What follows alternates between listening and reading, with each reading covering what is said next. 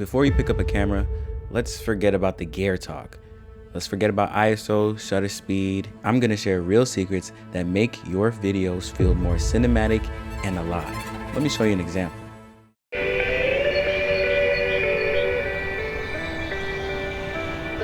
Hello, America.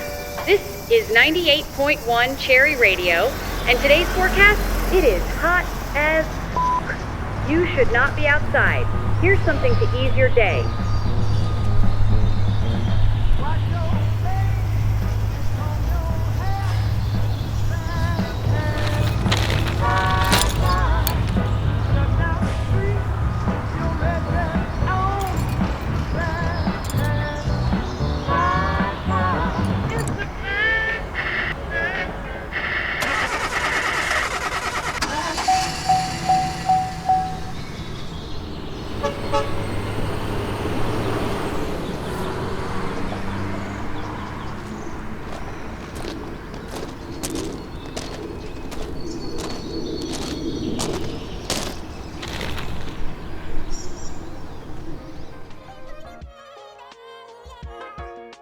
Now, I didn't necessarily use the top of the line gear or really expensive lenses, but I cohesively used a couple of different techniques to make my image come alive. So let me break down a little bit of how I did it. Now, lighting is everything. I shot this in natural light, but it's not only about having the free sun that we have, it's about using it to your advantage correctly. By moving my actress a few feet as well as blocking her correctly when it came to the sun, created this lovely, rich image. Now, this short was shot at the worst time of day, which is high noon. The sun is blazing overhead, you have harsh, direct light on your subject, and it's not the most flattering image. Now, most filmmakers avoid it because it casts such hard shadows and direct overhead light to your subject. However, it played a part in how I wanted the story to convey. Now, it probably would have looked best, low 45-degree angle sun, and normally you would want that soft directional light. But with this harsh, over-the-top 12 p.m. light, it played into the story because the story took place with a young lady outside stranded in the harsh summer heat. So instead of fighting the light, I used it to convey a story. Now, usually at high noon, people would diffuse it if they could. However, I didn't have my diffusion. However, if you can't avoid shooting at noon, look for natural shade under trees, doorways, or awnings. Even a small patch of shade can transform an image from harsh light to softer light. Now to the next point, let's talk about aperture. And I know in the world of 1.4, even 0.95 aperture lenses, if you're a beginner, you might probably want to shoot open at 1.8. However, that's not the best thing to do in every case. It may work for portraits, but ideally you want your aperture to convey or help you convey a story. Sometimes you may want a deeper focus to show the environment. Sometimes you may want to use a shallower focus to convey a certain emotion or to hone in on that character's specific emotion. I switched the apertures throughout various shots in the short so that it can convey and help you feel a certain thing while watching the short. For example, the opening scene using an aperture of 5.6. Now, 5.6 usually is the sharpest when it comes to certain lenses. For instance, my Sigma 18-35 1.8 does operate the sharpest at 5.6. However, I chose this aperture so that I can show the entirety of the environment. We're outside on a desolated road with the bridge, cars going in the background, graffiti.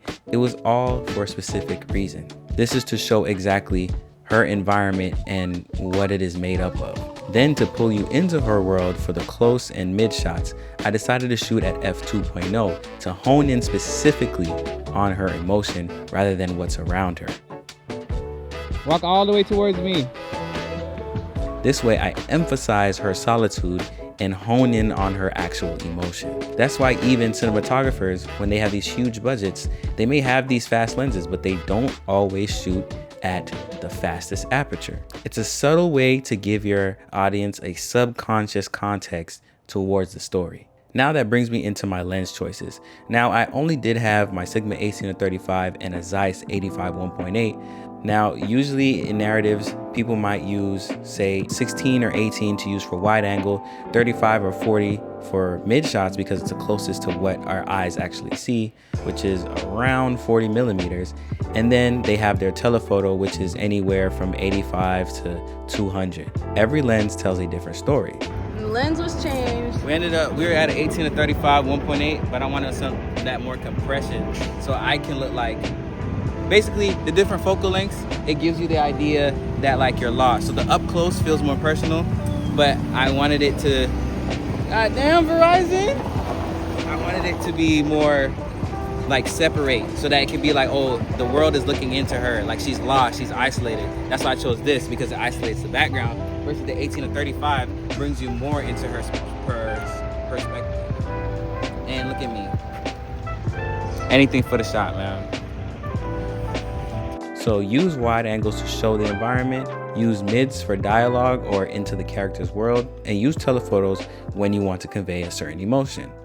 But as always, there's no rules really in your creativity. Now, when it comes to composition as well as movement, I like to group them together, simply because composition shows a little bit of how exactly you want it. Composition really helps the viewer and helps you emphasize to the viewer what you actually want them to see. It's about how you arrange certain things inside the frame. Now we have different things such as the rule of thirds or that little scorpion thing, but it's best to try different techniques. And when it comes to movement, it's the secret sauce. Still images build tension and gives you an idea that you can scan the whole vast environment. Now, while moving shots may reveal the story or go to the beat of the music so that the audience can feel exactly what's going on. In this short, I deliberately only used one moving shot, and I never let the camera move unless it was with a purpose. Now, when it comes to location, location is one of the things that's underrated because it can transform your image drastically. Now, location isn't just a backdrop, it's a character inside of your story. I picked this desolate empty space, which is actually an industrial area, on purpose because it mirrors exactly what the character is feeling. Loneliness, isolation, and being cut off from the world. The space in itself sets the tone and gives a chance for the audience to piece together where the person may actually be in the story. For instance, if you're in a hospital shot, you may show different things around the hospital to premeditate where the location is going to be. It's best to get those detail shots. Great filmmakers use location like this as a silent storyteller that deepens the narrative without a single use of dialogue. Now, when it comes to post-production, our first thing to talk about is color grading. Now, in this color grading, my usual style is melanated, rich, contrasty, moody images with a little bit of a vintage feel. However, for this specific one, I opted not for the vintage feel because it didn't really need that, because it didn't fit the story. And that's where color grading isn't just about making your footage cool or flashy, but it's a way to tell your story through color. Every scene in your film or short or anything needs a specific mood for each scene. Whether the character is feeling sad, whether they're on a desolate road, every scene needs its own color or mood to support what's happening emotionally, not just to make it pop or follow the latest trend. That's what separates footage that just looks good from footage that actually makes you feel something.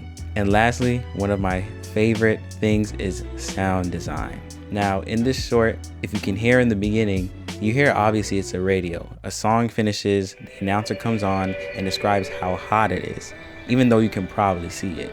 Hello. And then it gets into the other song, kind of giving the look that, oh, she's in a country-ish place, she's outside hot. And then when it comes to the sound of the car, you can tell, oh, now she has another problem. The car's broken down and she's lost. It all plays a part and it brings all of your films to life. Specifically, when I actually go out and shoot, I do keep a mic on me to get little Foley sounds, little things that I can pick up and sync to my video. But 9 times out of 10, the sound within my videos are all fabricated and fake, because I want to have some control when it comes to how I want to tell my story or how I want it to be conveyed. They're usually crafted in post, layered with effects like low pass filters, echoes, and panning to create a living, breathing environment.